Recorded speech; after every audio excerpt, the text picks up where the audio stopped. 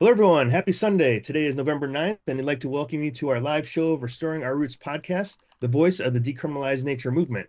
This podcast is a gathering space where we explore the wisdom of entheogenic plants and fungi, the beauty of natural healing, and the importance of reconnecting to the sacred earth. Twice a month, we'll hear from visionaries, healers, and advocates who are working with entheogenic plants and fungi, exploring realms of consciousness, and returning us to a balanced relationship with nature. My name is Larry Norris. I am the co-founder of Decriminalize Nature and the national organizing director. I really help people out all across the U.S. Training, I think we just even trained about 15 people in our last orientation last Wednesday or a couple Wednesdays ago to get out there and to start doing the education, the destigmatization, and changing policy in their local jurisdictions. If you are interested in supporting this on your local level, please reach out to us at decriminalizenature.org. It's been an incredible movement, and there's a lot of people out there, a lot of community, so it's great to meet up with folks and learn and share and talk about your experiences, etc. We're also really excited to have our producer, Rachel, helping us behind the scenes here. Thank you, Rachel, for all your help. She's dressed up in some great costume for a previous streaming show, so maybe at the end we'll have some superhero time later. But in the meantime, really just want to thank Rachel for all you're doing.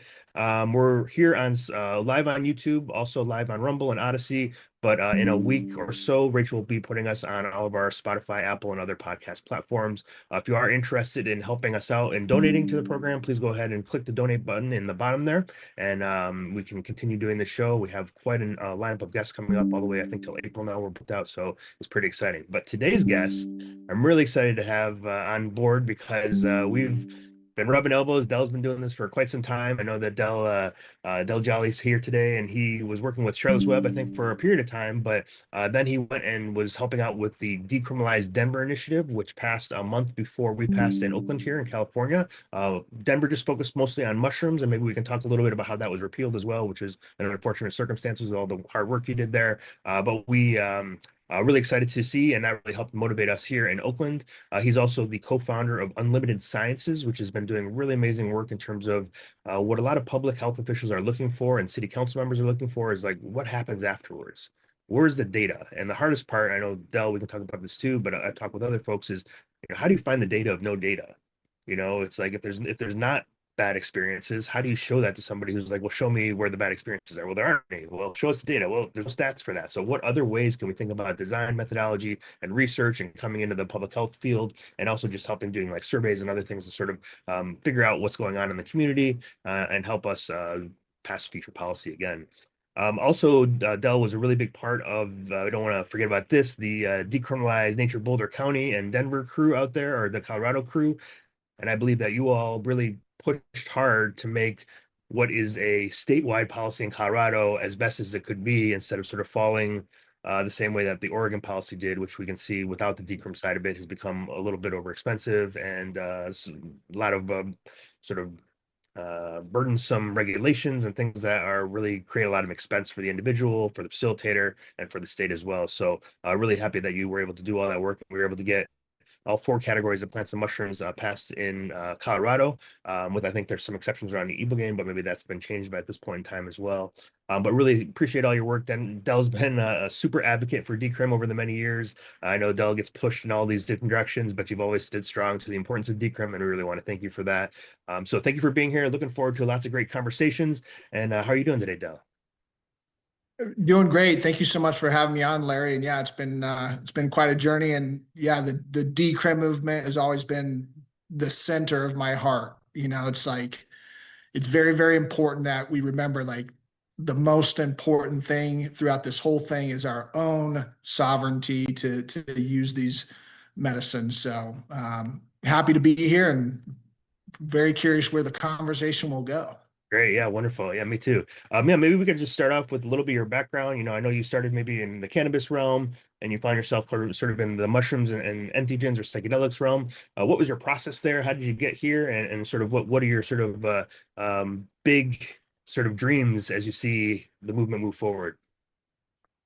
Yeah, I started, in the cannabis space, but it was more so, I would say I started in the food space because I was anti-marijuana, 9 years ago, right? Weed is the devil's lettuce and all the things. And I had bought a property where I was starting to grow my own food and or garden more. And I had 10 apple trees on my property. And a friend of mine said, boy, you really take food serious, but you don't really understand that medicine can be the same way. And cannabis in particular is the same kind of idea, growing your own. And I read a book by Michael Pollan, not the How to Change Your Mind book, but what was the name? The Botany of Desire, maybe. What was it? Was it Botany of Desire or something like that? No, it was oh, I cannot believe I'm forgetting it right now. It'll come to me in a moment, but just about food and the food process and how it how we don't look at the way that we're growing our food. And so I read that book and it started to change my mind on how I approach that. And a friend of mine said, "You're against cannabis. You should watch this documentary. It's called The Culture High." And in The Culture High, there was a man who was trying to give his son cannabis for his seizures. And I remember the gentleman saying, all I want is to hear my son say, "I love you." And the cannabis is the only thing that has gotten him to a point where he was coming out of being nonverbal and helping with his seizures. And all I saw was another father. I have three kids, another father trying to help his kid. And then I realized, whoa, it's like me. I'm part of the problem. I am going against this man trying to help his kid by all the time I'm popping off about weed's terrible, and so I found an organization in Colorado Springs called the Realm of Caring. This was started by my co-founder in Unlimited Sciences, Heather Jackson, whose son had pediatric epilepsy, and Charlotte of Charlotte's Web, their mom, Paige, started the Realm of Caring to help educate people on how to use cannabis for their seizures. This was the movement. This is what, in my opinion, changed and started this whole plant medicine journey for everyone. Moms trying to help their kids, parents trying to help their kids use cannabis to help with seizures. And so I volunteered for them. I was really moved by my own prejudice of these plants and realized that if I can change, anyone can change. And how do we do that? Because this is ridiculous. And if there's one thing that I struggle with is it's the government telling us what we can and cannot do. And so I took it really personally, and I couldn't work for the Realm of Caring. So they said, "Hey, you should work for Charlotte's Web." And so that was the beginning of my plant medicine journey, working to help change the narrative and hopefully change some opinions on these substances that we've been told are drugs. And so that's where I got my feet wet. And then that just kind of snowballed. I just was wondering, what are all the other things that I've been lied to about? And that led to psychedelics, and had a psychedelic experience that absolutely changed my life. And I just needed to get involved. I needed to do whatever I could. And it just so happened that Kevin Matthews and his crew at the Decrim Denver initiative had just had gotten started. This is in early 2018. And so I have some resources to influential people who are mostly professional athletes. And I thought, hey, how can I help you? And so I became the outreach director for the Decrim Denver movement and started to have some folks post some things about, what was happening in Denver. And then as time moved on, we obviously passed that in May of 2019. And then before that, as that was transpiring, I thought, there's going to be a lot of people who are going to start hearing the word psychedelic or psilocybin, and they're going to want to know, hey, can that help me? And we need data, just like we did with the Realm of Caring on the cannabis use for kids. They worked with Johns Hopkins to record and register what was going on with cannabis in the kids.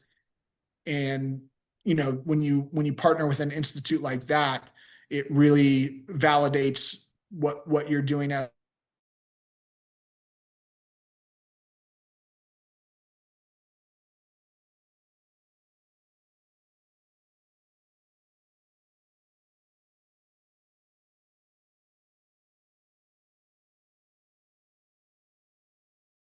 psilocybin, and that was the beginning of unlimited sciences in the study that we've now completed. That is the largest study on how people are using psilocybin in the real world. So that's kind of the beginning of where I got started and started with this journey. Great. Yeah, thank you. Yeah, and just for clarification, when you say psilocybin, you're more focusing on mushrooms of psilocybin versus synthetic psilocybin, but that's kind of what is mostly available probably in Colorado. But did Colorado, Denver, well, I guess, did Colorado also allow for synthetic psilocybin, or was it only nature-based psilocybin in terms of the statewide approach? On Prop 122, I'm not sure if it is synthetic psilocybin as well, as far as like what they use at Johns Hopkins, 25 milligrams of psilocin. And but I know that obviously they're using natural mushrooms for that, because there's the first grow just popped off a few months ago. Right. So Great. Yeah, so I mean, it's so interesting because you have such a you've been at both sides of the divide, so to speak, right? One time being very sort of prohibitionist mindset, and then now kind of on this other side. And I imagine probably, all of not I know I think I probably started, but even maybe in my younger years, is because there's so much stigma out there and so much, sort of, nasty information. In my teens, I was like, oh, what is this? And kind of you kind of get swept up in it. And without any other information out there, it's really difficult to say, oh, wait a second, because it's this one scary thing that's unknown. And until you try it, you don't really get why people are excited about it, or what's going on. For folks out there that are working on, destigmatizing to their community, to their family and friends, maybe even to themselves, do you have any like tips of what helped you through that process as you went from prohibitionist to non-prohibitionist, and any things that you can know that were like really helpful for people that you were speaking to help them sort of open their minds a little bit when they're really sort of structured on their previous worldviews? yeah, I mean, I think one of the things too, right? We're a product of the Dare movement, Right. where all we were fed and the only information we had is what we were told in class by like a police officer, Mhm. right? That was the limits of the knowledge that was provided to us. But I just feel like anymore today in the era of information, you kind of have no excuse anymore. Mm. You have no excuse not to say, okay, uh, oh, you say the word psilocybin or psychedelics, and I have this emotion or this notion about what it is. Well, you could at the tips of your fingers find out pretty quickly what is factual and what is not. And I'll say, as AI progresses and we see our news cycles, you have to be very diligent about what you do consume, if you will. But it's out there, and really, at the end of the day, at the end of the day, for me, what it was a mother explaining to me her life with her daughter, where basically it was, uh, when Maddie wakes up, I have to feed her as quickly as possible, because I know she's going to start seizing, and she's going to start seizing so hard and so long and all day, she's going to pass out. And then she's going to wake up for lunch. And then I'm going to have to feed her as quickly as I can before she starts seizing and seize so hard that she passes out. And then and that was her life. Mm. And it's so challenging to have a perspective based in, whatever it was, and not have a heart and just say, wow, this is you know pretty crystal clear. You're not getting high. You're not doing all the bullshit that we've been fed. Uh, and it was like, boom, done. I'm no longer against this stuff, because it's crystal clear. This is not what I was told what it is. Does it get abused? Sure. Just like alcohol, which was something that I was consuming ad nauseum, right? Like just like so many other people. Or, I mean, you just think about all the things that we consume, and how we do it can be very inappropriate. And some people consume cannabis inappropriately, and some people consume psychedelics inappropriately. But for the vast majority of us, and it's a really important medicine. And so I want people to understand that it doesn't take much to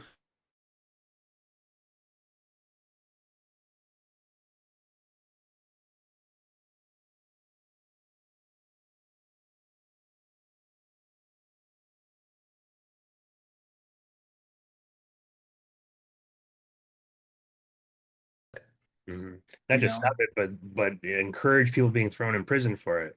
That's like, right, exactly. it's like, It's like the ruin your life, like, yeah. right, the one, I don't know, meme or whatnot, like if you're opposed to gay marriage, then just don't get married, like it's super simple. If who has time anymore to go out of their way to be a moron, I guess is what it is. Right, So right, yeah. yeah. Yeah, no, and I think also like what you're saying in terms of even just the de-authoritization of these laws and these points of view, once you sort of say, wait, if cannabis isn't as bad as everyone says, then what does it say about all these other materials that are also being stigmatized? When we know for, I did a talk the other day, I think the first known like, psychedelic phenethylamine or entheogen would be like in terms of archaeological evidence, you're looking at 8600 BC for San Pedro Huachuma cactus, right? That's 10,600 years ago, like people have been doing this for a long time, right? So that's one side. And then also the other side is like, if we're serious about, because everyone that I think it feels like when I approach people that have that same sort of stigma or that mind frame or that like dare mindset, it's always about safety and danger, and we need to criminalize because of that. But we don't criminalize things like poisonous mushrooms. We don't criminalize things that, like alcohol and tobacco, which you see are much higher in terms of risk factors than a lot of these other substances combined. Even I always joke about the selfie stat, right? More people have died taking selfies than all these substances combined. We're not criminalizing selfies, or jumping out of an airplane for, skydiving. Like we take risks all the time in our lives, right? But I think you're right on is like, why would we want to throw someone in prison for that? Somebody should be able to choose what they ingest, how they engage with it. And I don't necessarily agree with, so, like I say, it can be abused in many different ways, but that's how you learn too sometimes, right? And I said it's even sometimes on the dance floor when people are like, oh, that's recreational, is that really sacred? And man, I can't tell you how many times I've had a sacred experience in the middle of the dance floor. So Yeah, absolutely. And that's just it too. It's if people want to use some things recreationally, really at the end of the day, it's okay. You get happy accidents there. Not even just happy accidents. The dance floor is sacred, right? That is the modern, fire, where we're going to circle around the fire and we're going to dance. And I've had some of my most tremendous connective moments, as I'm sure many of the listeners have, on a dance floor, right? It's super important. So, and just like with the alcohol, I remember that was a big issue. I don't want people driving around on mushrooms. Yeah, neither do we. And to the and we mushroom thing, also have laws in place for that, just like alcohol, right? right? Like this is not like, don't be silly. That is against the law. It's always going to be against the law. If you get pulled over and you're on mushrooms, I hope you go to jail, Mhm. right? I hope there's a consequence to that ridiculous action. But there shouldn't be a consequence for taking the mushrooms if you're doing it safe in your own safe setting.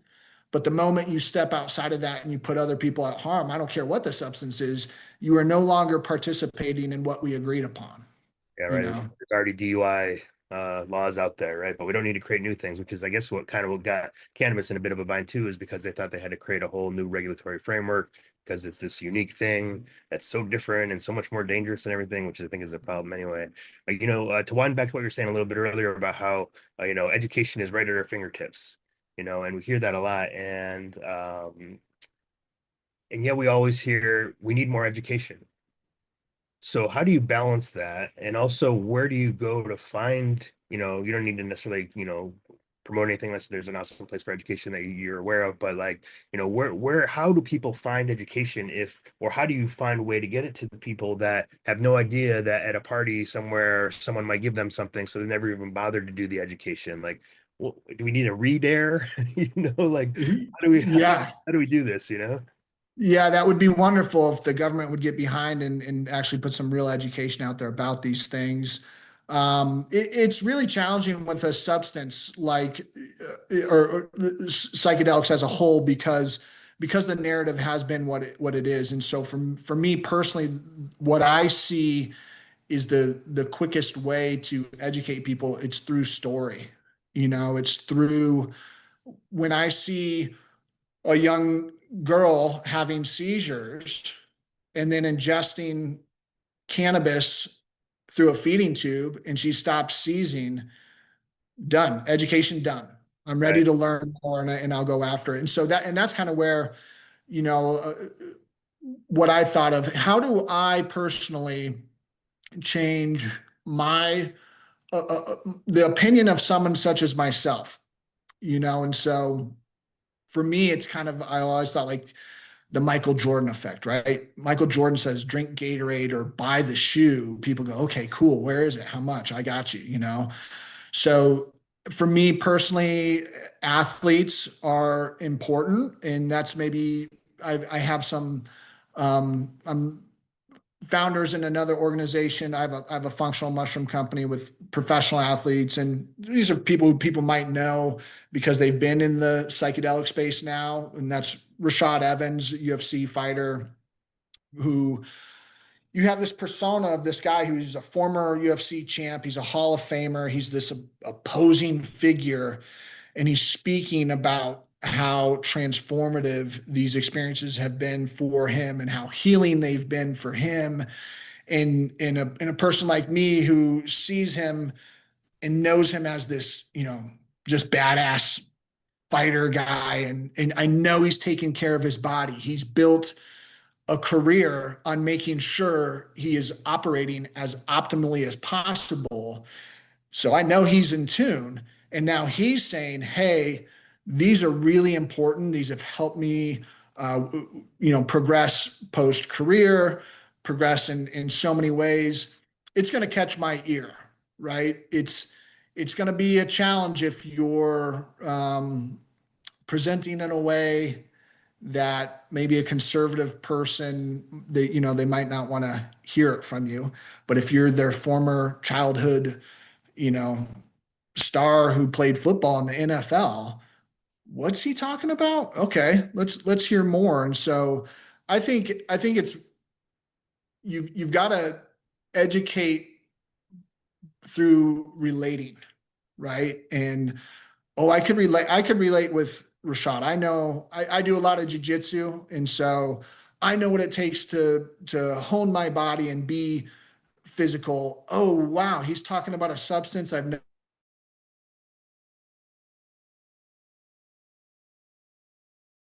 And so I think that storytelling is important because it's hard to say, hey, go to this website. And if you're not really in it because you have a prejudice against the thing, you're not going to do the research, right? But I see, Tools for Titan, Tim Ferriss book. One of the passages in there that I really enjoyed it. Just a very very simple sentence that I try to hold dear to my heart now is strong convictions loosely held, right? And that's the way I wish people would operate.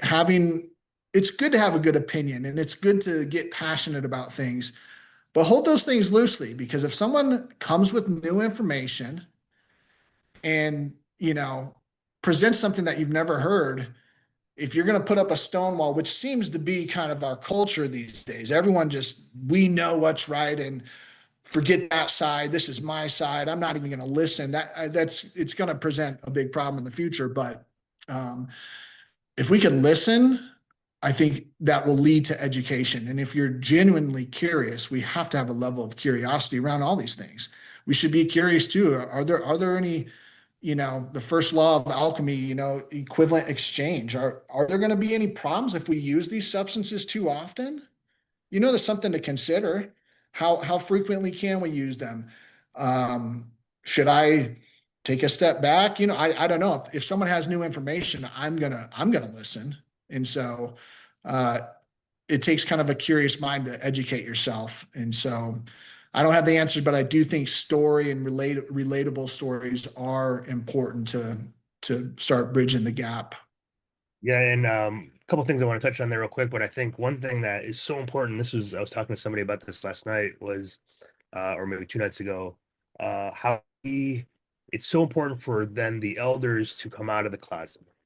Because if we're really serious about sharing our stories and sharing our narratives, if you're just talking about it, what we're really trying, in this conversation was about how do we make sure that the youth can figure out more information, know where to go, have what's a bad trip like, if there's one that comes up, how do I work with it, all these other types of things. But I think until, and that's one thing I always see missing, this intergenerational, across many, many generations conversation that's happening, because there's like, oh, we did this in the 60s, or then the next generation, we did this in the rape scene, or the next generation, the dare thing, or whatever, blah, blah, blah, all the way down the line. And then there's like always these like sort of silos of generations that, oh, we can't talk. But in this kind of scenario, we're talking about human consciousness, right? And what better way to start diving into that than like talking to the different generations about how it is that it worked for them, or different sort of things that have been considered. So I think part of that is really coming out of the closet and really sharing that you've had personal experiences, or that these experiences were really transformative for you. And so you see that in sort of the sports world, you see that a little bit. But it's interesting to me that the UFC fighters, it seems to be more of them around in terms of willing to come out and share comparatively. I mean, boxers, you really have Mike Tyson, you have, hockey players is Dan Carcillo, you have a couple football players, Ricky Williams and Aaron Rodgers. So like a hand, a couple basketball players who I should name, but I've been kind of surprised, like, oh, okay, talked about ayahuasca and things like that. But it's minimal. But then you have the UFC field, and there seems to be a lot more people having that conversation. What do you think is unique to that field, that or that interest area, that more people are having that conversation there? It's an individual sport. It's an individual sport that in the NFL, everyone's fighting for their jobs every week. It's a very fragile system. And, in the NFL, you could take Tom Brady out of the game and you're still going to play. You're still going to play. You're going to have a backup quarterback, might not do as well, but your team's still playing. And the UFC, you pull Conor McGregor out of the headlining card, you just lost the whole, you know, attraction.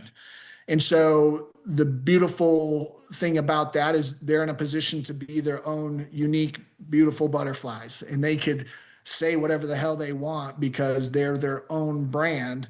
And in that sport, which, has a lot of bravado and a lot of showmanship, Conor McGregor, I mean, he's a good fighter, of course, but he certainly is not as good as he puts himself out to be. But he is hands down the best promoter ever, right? And so if Conor McGregor says, "Hey, I'm doing ayahuasca all the time and I love it," and it's a thing, like no one's going to say, "Oh, you can't fight. You're off the team."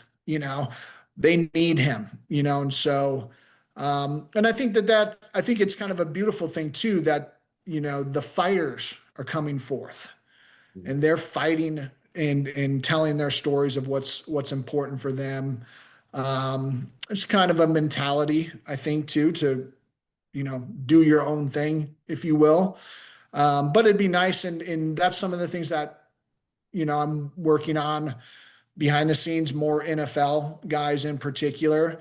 Uh, Unfortunately or fortunately, we're a culture who really values the NFL, and what Reds and circuses. some guy who plays a damn game has a better, you know, take on these substances than someone who's tried and true is, it's a product of our culture. So we have to play the game. You know what I mean? And so, cool. I happen to know a few of those guys, right? How can we structure something where you guys can speak about it intelligently? Because that's the problem too, is I see some guys who I'm like, please get the microphone away from that guy. Don't let him talk anymore. Who like you know what I'm talking about, as far as sometimes some people just should not be representing these sacred medicines in the way that they are. But then there's also some people who hold it very near and dear and do a fantastic job. But we should be We should be listening to researchers. We should be listening to, moms. We should be listening to NFL players, UFC fighters, and most importantly, we should probably be listening to more of the indigenous lineage who's been doing this for thousands of years, and what they think. I think that that's a really unique thing that we do in this space is we pay all this lip service to indigenous and BIPOC communities, and oh yeah, let's put this collective on the stage at MAPS and let them have a conversation. But the moment they start talking about the mysticism and the unidentified, unmeasurable accounts that come from these substances, oh yeah, okay, that's great, or what, but we really think it's bullshit. We do. And I know we do because we could see how all these ceremonies are being held. Anyone, no one's opening, appropriately and ceremonially and traditionally and inviting and putting at bay some of these entities that indigenous people do understand. There's an incredibly good podcast. I'm sure your listeners are familiar with it, The Emerald. If you haven't heard The Emerald, there's a episode called Guardians and Protectors. And it's something that I feel anybody, especially here in the United States, who are about to participate in these substances, you better listen to that and truly understand what it is you're doing. Because I do think that we are working with things that are beyond our understanding in the Western world that indigenous people do understand. And boy, if we could only strong convictions loosely held and listen to some of those voices and try to understand some of these more complicated matters that are not of this world, I think we'd be better for it. Yeah, it seems like almost a clash of paradigms that happens there. You see them, on the map stage, and then everyone's trying to assimilate those voices into a clinical model, which is at odds with the worldview right at the beginning. Because it's an extractive model without the understanding of spirit or the sacred, or I mean, maybe in talk, but maybe I don't know of any doctors that's part of their protocol to hold space, and even people are getting pushback for any kind of sacred within the clinical model.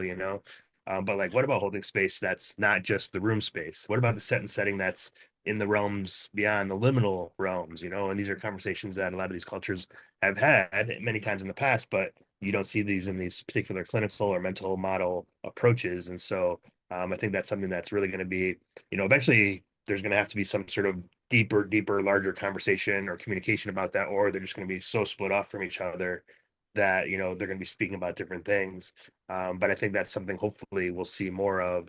And also just realizing too, it's like, the other side of it too is I see a lot of times there's a push to sort of slam indigenous voices into the conversation, despite the fact that maybe that's never been part of their tradition. For example, you see this in Minnesota and just cultures there, like this isn't really something we've been doing before in the past.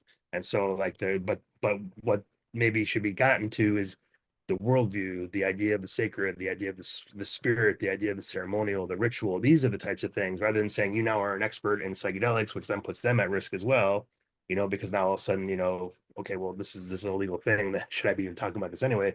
But talking about this broader context of how do we sit in ceremony? How do we sit with each other? What is right relationship? What is ancestor or spirits of plants and mushrooms? What is that type of conversation? So those are the types of things that I think will eventually shake out. But in the meantime, yeah, you're definitely seeing these sort of clashes that happen.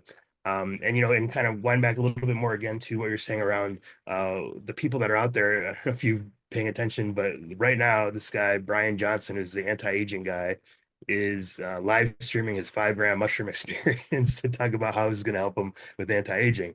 My thought initially was he's never done mushrooms before. He's going to do 5 grams. He's going to be live streaming it or sort of pseudo live streaming it because someone's going to be doing the thing. Like, what if he has a bad, maybe it's a tricky experience, somebody that spent his whole life to stay alive, don't die. And what do mushrooms do? They decompose you and they tell you about life and death and they show you that death is just another part of life. What is that? I mean, I'm gonna kind of be keeping up on it. I've never really been too interested in what his all about, but in this particular moment, I'm like, okay, I'm very curious what happens when that worldview then has this big experience.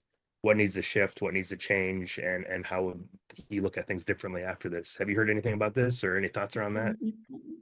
Yeah, it's funny that you say that because I just saw that this morning that he was doing that. I know that guy. I follow him because he totes himself as a like a longevity athlete or biohacking athlete, Right. and his products in particular. I do take one of them. It makes sense. The science is real, and that's good. But I do find it really interesting that a guy's whose entire identity is based on, his life and longevity is about to do something that will show him like that shit doesn't matter, buddy. Your whole identity is about to be squashed.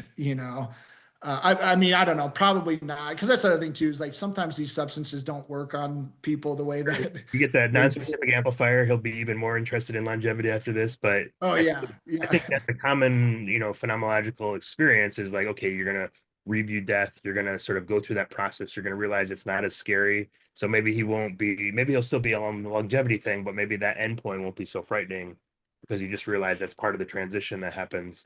But yeah, Yeah. worldviews are bumping into each other all over the place right now across many different, areas of expertise and interests and things like that. So it's a unique time to be living in when these conversations that you don't actually expect to be being had by somebody, they're coming together in front of them, and now they're having to deal with sort of the nuance there. And when, like you said earlier, this is what helps us have nuance. And we're in a space now where everyone is siloed and polarized, and nuance, I think, is the name of the game right now. Yeah. Yeah, we actually had Ben Greenfield was on our board of advisors back in the day when we first started Unlimited Sciences, and then he dropped off because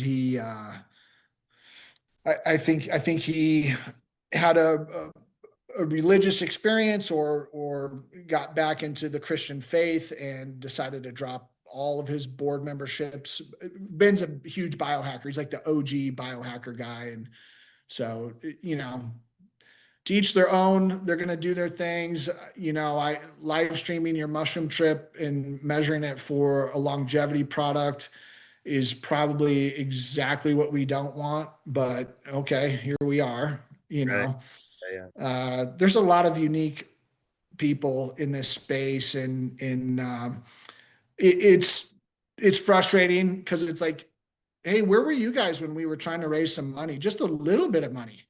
How far $500 would go for our campaign to help decriminalize, so you could have the safety to do your dumb shit live stream 5 gram deal? That all the time, like how much Like, money there is in decrim and then how many people are making money off of it or doing things that are experiments based upon that, and then not really acknowledging like, hey, this is the work of people that have been not just the passing of the policy but the decades before of people just keeping it alive and keeping the conversation going and getting to the point where there's enough people to actually be able to move policy. And I think about that a lot too, so yeah. And so let's, before, I know we have been enjoying all this time, but I don't want to go away without you talking a little bit more about Unlimited Sciences.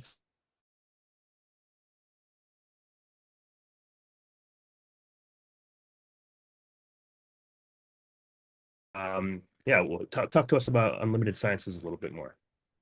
yeah, and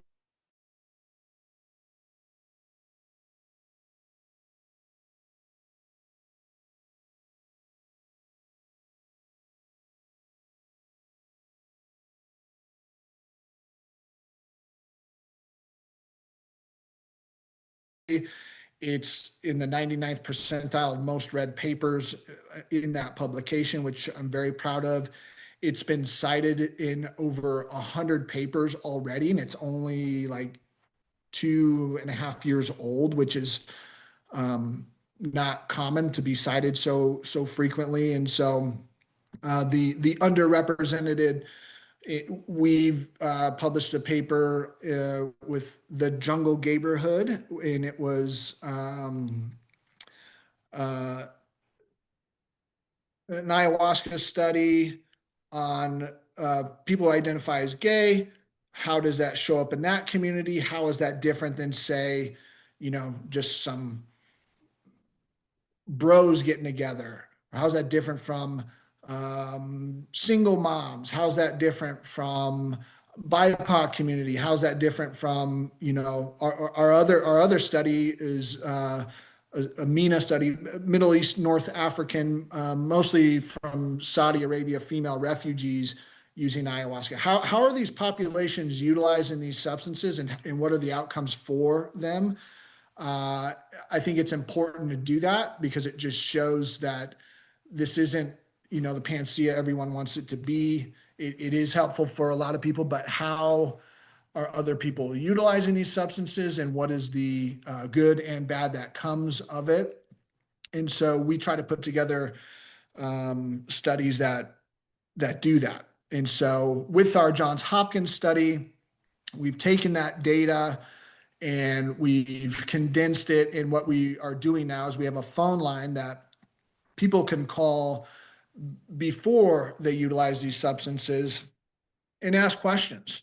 And that's something that other folks don't do because they are concerned about the repercussions of encouraging people to use a Schedule One narcotic. And we have every right to do that. We're simply providing information from a study. You don't call in and someone says, "Oh, I think you should do this." It is from our study or from studies from the collective. This is what people are doing. So it's just a exchange of information, no opinions. It's just information. And what we're trying to do there is just help people have a more positive outcome and be prepared and answer some questions that they might have before experiencing these substances. So that's what I'm most proud of in trying to promote. It's good for, if someone's parents want to utilize psilocybin because they saw some story on Dateline and now they want to know about it, they could call someone who's going to reference Johns Hopkins information from them, as opposed to my bro over here who's done psilocybin a bunch and like, this is what you should do, put on some Pink Floyd and eat 5 grams and good luck. Nothing wrong with that So either, by the yeah, which is awesome, and you should do that. No, way. but it's more, how do we deliver this stuff to folks who aren't necessarily getting their information from their friends and peers or whatnot. I mean, it's so interesting because I think the biggest critique that a lot of the clinical research gets right now is that it's very myopic. It's like, here's the exclusion and inclusion criteria. It's oftentimes affluent white folks who don't really have a lot of, like it's just very, so when we say, okay, can this really be talked about cross-culturally? Can we take these results and show that it would work for other different populations? We don't really know because people are coming up with different worldviews, different ideas, different perspectives on life, et cetera, et cetera. In your research studies, it sounds like you have sort of siloed out a variety of different groups. Is there one thing, I'm not sure if you're actually doing the data analysis as well, but is there one thing that you see is surprisingly different between each group? And is there another thing that you're like, wow, across the board, it seems like this happens? Is there some sort of dynamic there? Yeah, I mean it's very interesting. For instance, the Middle Eastern, North African, a lot of the folks who came to this ceremony is hosted by a very good friend of mine. And these people are growing up in a Muslim household, and obviously the religion and culture are not supportive of this type of stuff. And so when this group came and they had this experience, everyone left feeling, fantastic, most, you know, insightful, life-changing event I've ever had. Longitudinally, later down the line, when they go back to their families, go back to their countries, and are immersed in a culture that does not support this, the level of shame is higher than we see in a Western setting, because they have regrets about doing it because they are subjected to the idea that was wrong and they should not never have altered in that way. And so and there's many more nuances. That's just what's off the top of my head. I am not a data scientist. I'm a advocate more than anything. And so our studies are published, they're on our website. But I guess what it leads to is that yes, they do have different populations are having different experiences and they're having different outcomes. And it makes sense, right? Culturally, how is that set up? Right. I mean, a Shipibo culture would laugh about why we utilize these substances. You know, for our childhood trauma, it's just very different for different cultures. In a Muslim community is probably going to have a different outcome than a more San Francisco, right? Whether it's culturally okay and people are doing ayahuasca on the weekends in between their tech bro jobs. So these outcomes are important. It's important to recognize that it's not the same for everyone, which again is why it's so challenging to pigeonhole into a pharmaceutical model, which shouldn't be done. But we should be able to and should highlight and show that while there are consequences and some obviously not always positive outcomes, it's a net positive for the studies that we've done. Mhm. Yeah, I think that probably taps into this idea. We have our obvious set and setting conversation, and then I believe Betty Eisner, who I think wrote a paper in the late 80s or something like that, she was talking about how what she called the matrix is also really critical.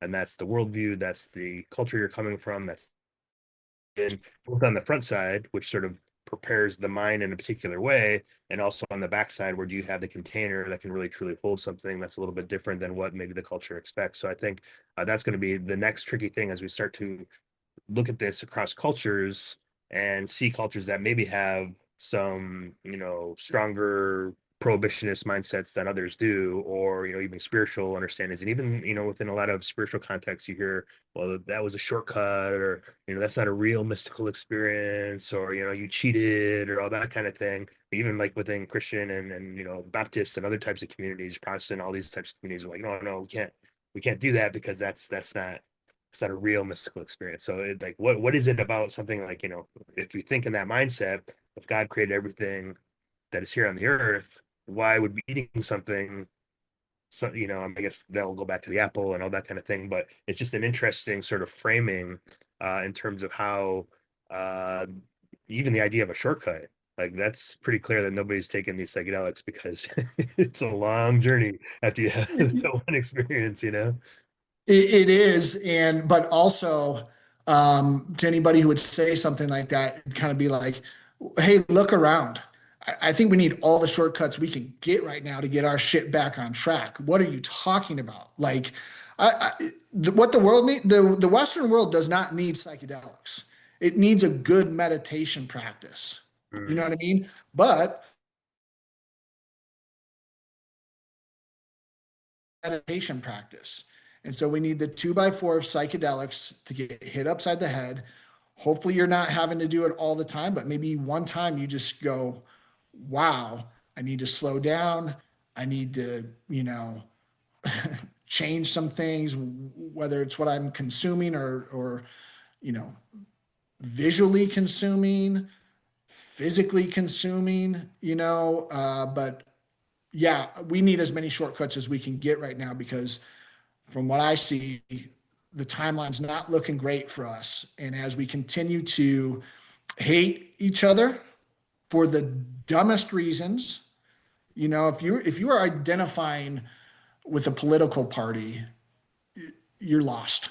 If that is such a priority to you right now, you are missing the point, and that's just one thing, right? We are just chomping at the bit to argue and demean people for the littlest things. Our sympathy is out the window. And I mean, it's just so incredibly apparent.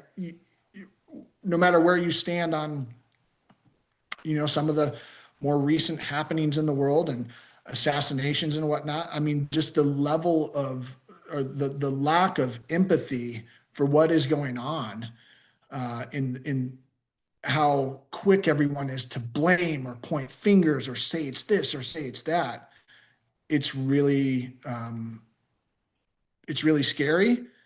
And if psychedelics can help us find some compassion, some common ground, and see that we truly are all one, I mean, yeah, please.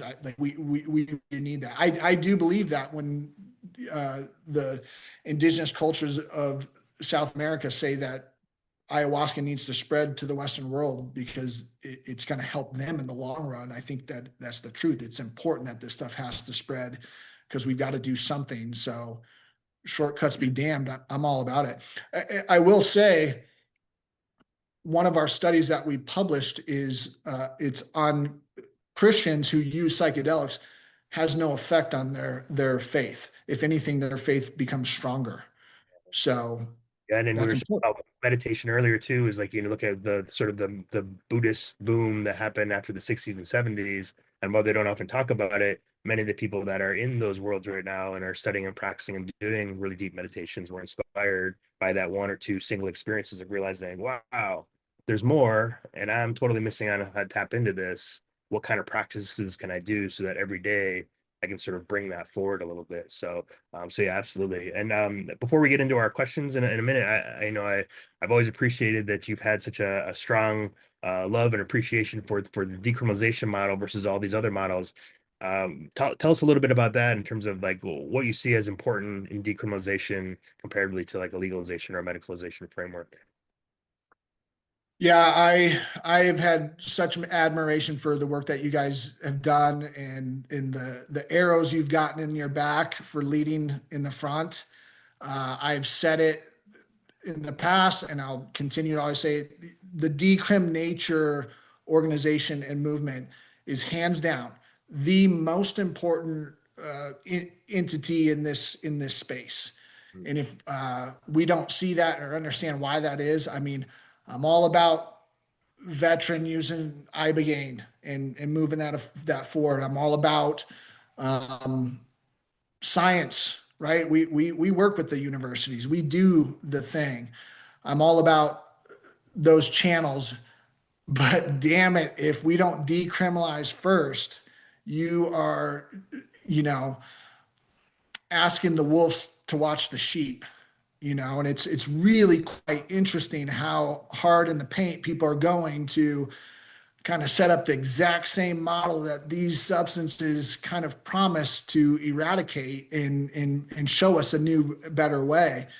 And so decriminalization for me, when we did it in Denver, I mean, it was cool. It was really, it felt so like, oh my God. I always tell my kids like that's probably going to be the most important thing, my contribution to this earth will be is that effort we did in Denver.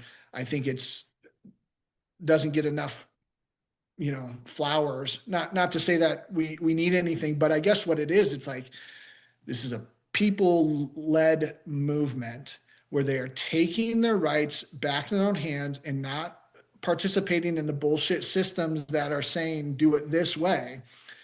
And if that's not the foundation of what we build, we are going to have so many problems, and it's going to go right back into a lack of access, and only the affluent are going to be able to do this stuff. I mean, you ever see that in Colorado in Prop 122, what we did pass, where we worked really hard to make it as equitable as possible.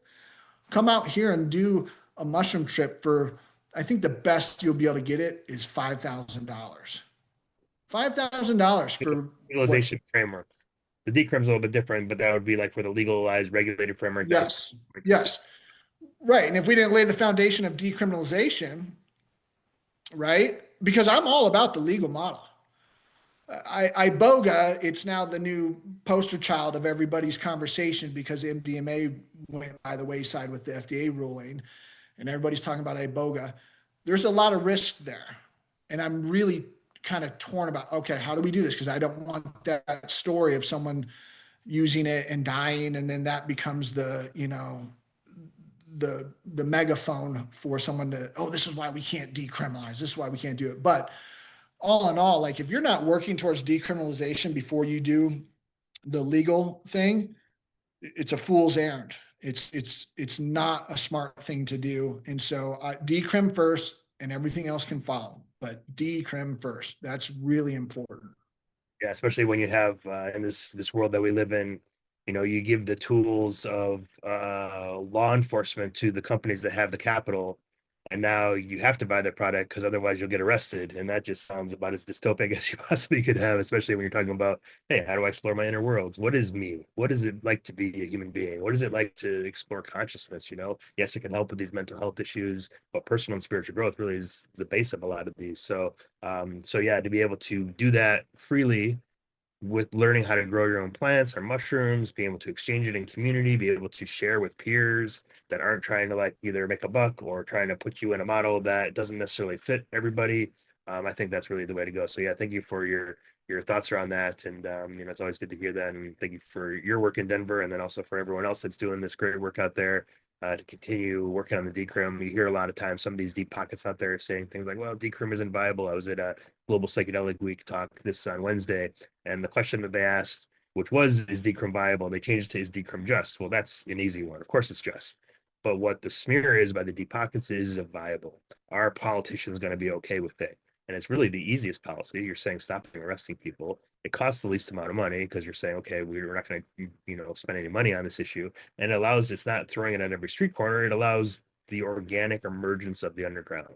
People aren't just going to randomly, okay, well, and maybe somebody be like, oh, I'm going to go find this and go do the thing. But now there's places to check with others. Now there's community that's being built. Now there's that intergenerational mentorship that's beginning, hopefully, to start here, where there can be some conversations between youth and elders who have tried these experiences. So thank you for your words on that, and let's continue to move that forward. And like I say, while the pendulum has swung a little bit this year, and I think that's due to some feelings of instability on the local level. DC, for example, now being federalized. Does that mean that the decrim is no longer there anymore? Because the police chief doesn't answer to the city council anymore. The police chief answers to Pam Bondi. He's going after Chicago or saying, like, we're going to federalize Chicago or San Francisco. So that, like, some of these places that are ready to go, they're like, okay, do we want to let's just figure out what's happening first. So a lot of what's happening right now, and even like I said, our last orientation, we had 10 or 15 people.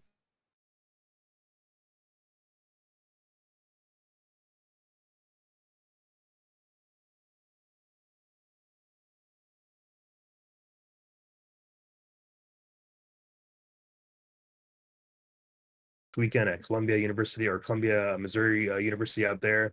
And, people are making it happen, even though it's just like sort of we're back to the roots again. Just like when COVID started, okay, we're not going to like, how would nature handle a stressful situation? It doesn't flower and fruit, goes back to the roots. It builds its root structure and makes it strong. So then when the time comes, boom, we're ready to go, we're ready to fruit. Same with the mycelium network. Build that mycelium. When the moments get right, that 50-degree rain comes in, boom, all these fruits are popping up all over the place. So I think that's really been fun to see, at least from my side of things, because you can see the ebb and flow that's happening nationwide. You can see where all these people are coming from at the orientations and what they're learning about and why they're getting involved. And again, for everybody out there, we do a monthly orientation. It's usually on the last Wednesday of the month at 3 p.m. Pacific. So please contact us if you are interested in making this happen. But thank you, Del, for all your words. I want to pop this over to Rachel now. I know she has a couple questions from the audience there, and we'll go from there.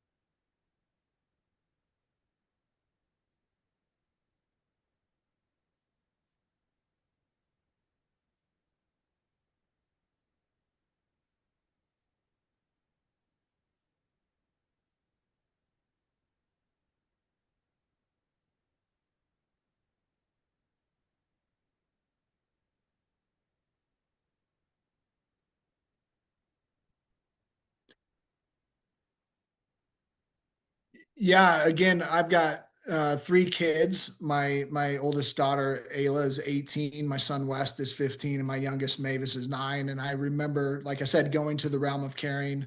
And the story for me, it wasn't an athlete, right? It is a little girl Maddie and her mom, and again, seeing their story, understanding it. I heard that story, and I came home, and for whatever reason, my kids weren't there, and it was in the evening. And then when they got home, I just remember dropping to my knees and just crying and being so grateful for their health, and um, embarrassed for my position on something that I didn't know anything about, and thinking about, man, did I change anyone's opinion?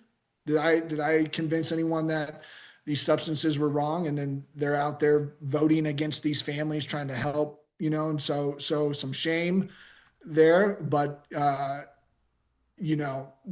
what hit my heart is just kids, and that's important, and I love that. so yeah. I'm gonna. I honestly think being like a dad, like being a girl, like my dad has been so influential in my life. Like being a girl dad out there is just like such an important role. I mean, like being a parent in general, I think as well is super important. My question was something uh, from my perspective, just because I come from a background of like bodybuilding, competing in fitness, all that kind of stuff, the steroid use, all of that in there that's like not talked about and it's like illegal, but everyone does it. And just even that story you were saying, Larry, about like, oh, it must be nice to be able to do a live stream and take 5 grams of mushrooms without worrying about your door being kicked in when that's happening, right? So, and people have done the groundwork so that that's possible, right? And so it's Right. just this weird thing of like people are like, oh, now I'm going to make money off of it. So my question to you is like, if you were to forecast the next 10 years as specifically for athletics, because I'm interested in that because I'm doing like superhero school and this idea of like healing is very important, but also like, can we leverage these substances to make us better human beings and optimize things like, and not just in sport, but just um, living in such a way like being stronger, being able to run faster, being able to like play with your kids, like have aging not be like, oh, I want to look young, but just like does that actually mean in the sense of like I'm gonna just be able to be here for my grandkids and that kind of stuff. So just in the next 10 years, like how would you see like psychedelics and entheogens and athletics and like the sports science world? What would be your like ideal way of that kind of going forward? Yeah, so great question. I like that. It's for me, we talk about healing, learning, expanding at Unlimited Sciences, the expansion part, that's what I'm very hopeful for. Yeah. I lay a foundation for my children of respect, and it's, Khalil Gibran, your children are not your children. They are the slings and arrows of life longing for itself, or Oh. something to the degree that they're not yours, so don't try to make them whatever. So what I'm getting at is whatever they want to be, hopefully they're not coming to these circles for healing. They're coming Mm. for expansion. What are they going to do? And so the future of psychedelics as a performance enhancing drug, it Mm. would be, for me, what I foresee is a psychological advancement, a way of thinking and being creative and doing things like jujitsu. I love jujitsu because it's an art, mixed Mm. martial arts, right? They are arts. And when you Mm-hmm. see the best of the best do their thing, you can see the art. Throwing a punch, if you've never done it and you see someone who knows how to do it, you could physically see what they're doing. How can you get creative with your mind and expand your repertoire of physical, right? Yeah. And so when we move forward, I think some of these substances will certainly help with chronic traumatic encephalopathy, Mm. concussion stuff Brain that trauma we for sure. see. But I think that if we're talking about an optimization of ourselves, I think it will be a more whole athlete. And when I say whole, I mean heart centered. I know it sounds kind of crazy, but if you're a heart centered, clear, untraumatized fighter, Mm. you're going to be a better fighter. You know, we think fighters are some angry person who just wants to beat someone up. And I see anger in the jujitsu room flare up every once in a while, and it's the first way to get beat, right? And that's why some of these professional shit talkers like Conor McGregor, they do so good of getting into the mind of their opponent, and then they fall apart. So the expansion of psychedelics when it comes to athletes, I would say it would be more of a psychological improvement, that you are just so centered and so comfortable in your skin, it Mm-hmm. allows you to do incredible things. Great answer. That was, I really like that. And to add to that, there's that saying, right? Like, better to be a warrior in a garden than a gardener in a war, right? So it's about having all of those abilities at your disposal and also having the conscientiousness to know when to use it. And as you're saying, heart centered way of like being an athlete, not, the ends may justify the means, but the means determine the ends, right? So I think it's like a big part of like all of that. So that was really great. Thank you for that. Yeah, and Yeah. you see that too with Clindy passed away a few years ago, but Clindy out of Detroit, a lot of the work that he was doing with the mushroom work there was through the Tamarian Institute, which is an African martial arts, group that was teaching not only just the biopsycho-spiritual way of approaching engaging, and then how do we see things and how do we view beyond? And, his whole stories and theories are pretty interesting when you look at and how these were utilized over time as well for a variety of different things, including this inner growth that you're speaking of here. So, yeah, that's interesting to think about. How do we become more full people? Really, I think is a base of some of that. Del, if someone wants to come find you, unlimitedsciences.org, where else can they go to find out what you're up to and maybe some of these new projects? Do you have any new projects, maybe surveys or anything that you can share with people that you're ready to get out there? And where's that phone Yeah, line? unlimitedscience.org is where you can learn more about our organization and kind of what we're up to. We're going to be putting out some proposals for some new studies, hopefully some UFC and NFL TBI related studies in 2026 is what we're hoping for. But as we were talking earlier before we jumped on, I got kicked off of Instagram, so I don't have an Instagram to put out there, which Badge of what a honor. blessing that is. Yeah, it's I couldn't help myself, so the universe helped me out and got me kicked off, so that was wonderful. And then the other project I work on is Umbo, our functional mushroom company. That's with Rashad and Jake Plummer, who played ball for the Broncos and Cardinals.